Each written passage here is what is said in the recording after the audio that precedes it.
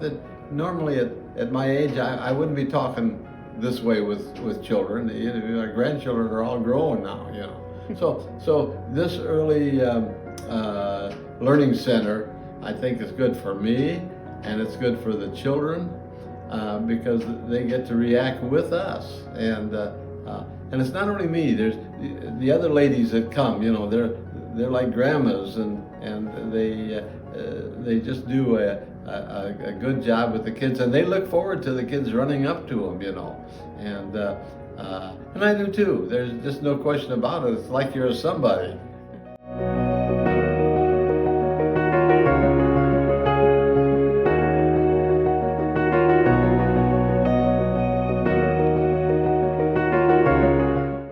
Bob has really gone above and beyond trying to form relationships with children this year. He's very determined to learn all of their names, their interests, and it's really obvious the relationship and value he has in them because the children respond so well to him. They've started to cling to him. They call him my neighbor Bob. For example, today we were reading a book about a bobcat and everyone's going, Bob, Bob, Bob. They get so excited because Mr. Bob comes in and really makes the effort to form those relationships with them. He's silly, he's inquisitive, he's caring to all the children. And we've been really blessed this year because we've had some opportunities for learning that we wouldn't have had without Bob or the IG program here at Hubbard Hill. For example, a simple parachute play where we're bouncing with the parachute, moving with the parachute, he turned into a whole other learning experience about, actual parachuters jumping out of the sky, and shared his knowledge and experience, and it opened up new opportunities for children to ask questions that they never would have even thought of without Bob's knowledge.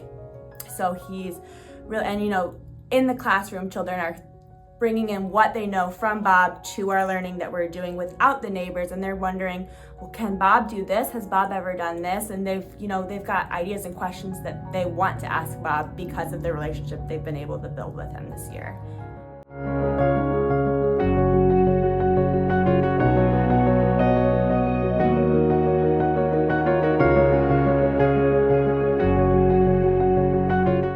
Dad's time at the Early Learning Center has just been wonderful for him, and I think for the children too, from what I hear.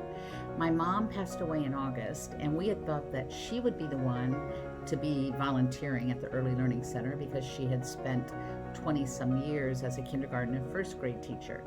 That didn't happen though, and we didn't really see my dad necessarily being the one to engage there. But he has been so eager to participate in everything that's going on that when the option became available for him to go to the Early Learning Center, he did right away. And he found that he adored the children, their energy, their positiveness, as well as the staff. He talks about what a wonderful job they do with the children and planning for these intergenerational experiences for the Hubbard Hill neighbors.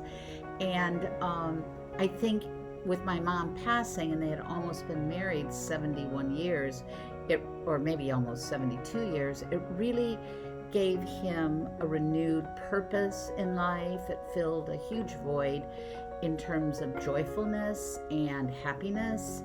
And he likes that he's contributing to the children and teaching them about things from his life.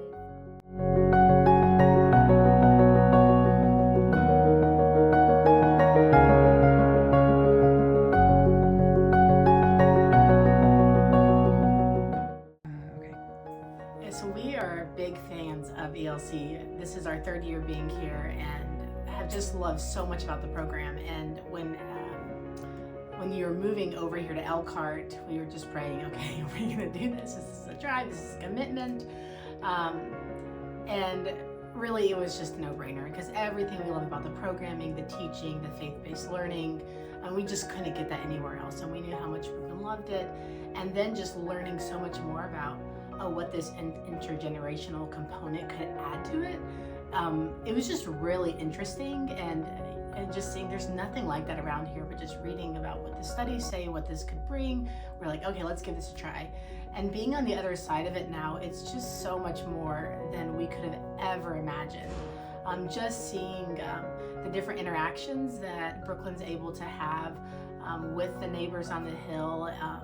I mean, even just yesterday, she was talking about the time she spent with Mr. Bob, and they got to have their music and movement class together, and just seeing the joy that comes with that, I just love. I just asked her the other day, you know, what's your favorite part, you know, or what's a special memory you had, and she said, when Mr. Bob and I matched, and one day they came and they both had, she had a red dress, he had a red shirt, and I said, oh, why was that special? She said, because we were twins. And I just loved that